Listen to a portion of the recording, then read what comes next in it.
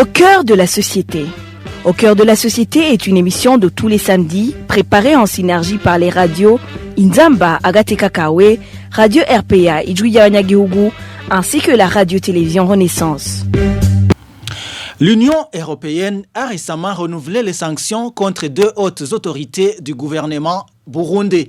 Le gouvernement du Burundi est de son côté sous sanction depuis plus de 4 ans, même si la population burundaise continue de bénéficier de l'aide en provenance de l'Union européenne à travers certains projets. C'est la population en général qui souffre énormément de ces sanctions, comme vous allez le suivre dans le mini-magazine Au cœur de la société de ce 3 octobre 2020. Émile Niwasumba, je suis à la présentation. Bienvenue.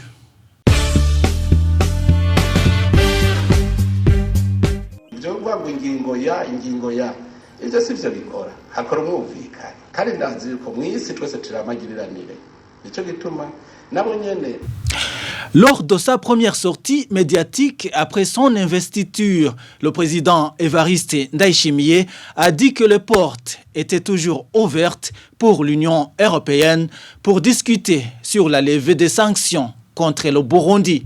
Mais selon le président burundais, l'Union européenne n'est pas forcée de dialoguer sur ce sujet. C'était le 25 septembre dernier.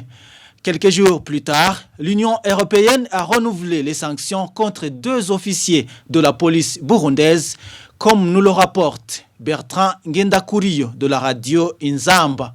L'Union européenne a récemment annoncé avoir renouvelé les sanctions contre deux hauts responsables policiers proches du chef de l'État Évariste Ndayishimiye. Il s'agit de Gervais Ndirakobucha, alias Ndakugarika, ministre de l'Intérieur, et Godefroid Bizimana, chargé des missions à la présidence de la République.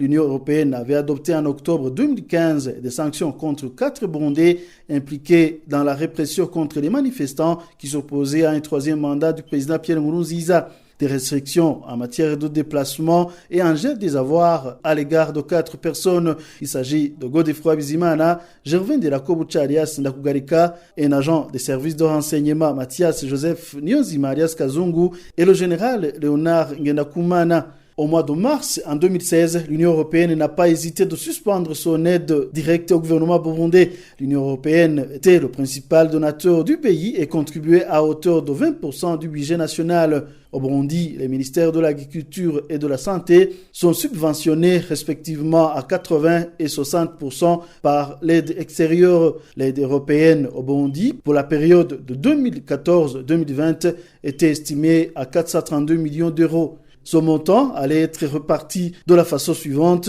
L'appui au développement rural durable pour la nutrition devrait avoir une somme de 80 millions d'euros et 87 millions d'euros allait couvrir le secteur de la santé. La consolidation de l'état de droit et sortie de la fragilité allait recevoir 143 millions d'euros. 105 millions d'euros étaient prévus pour le secteur de l'énergie. L'appui à la société civile burundaise était alloué à 7 millions d'euros et d'autres mesures d'appui estimées à 10 millions d'euros.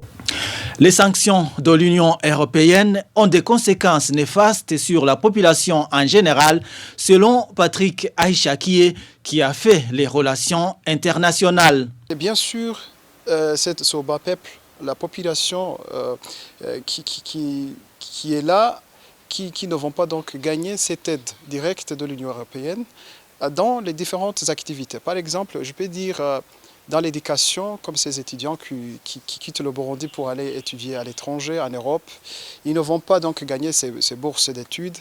Il y a aussi sur le système de métier de la paix, il y a l'Union européenne qui aide dans le métier de la paix, qui aide les militaires burundais, c'est-à-dire aussi qu'ils vont perdre donc cette aide de l'Union européenne. Et là, ça sera une catastrophe sur la question économique, mais aussi dans le développement. L'Union européenne a pris des sanctions contre le gouvernement du Burundi pour n'avoir pas respecté, entre autres, les droits de l'homme et la bonne gouvernance. Et voilà, c'est par ici que nous mettons un point final au mini-magazine Au cœur de la société. C'était Émile Niwasumba à la présentation. Au revoir. C'était l'émission Au cœur de la société.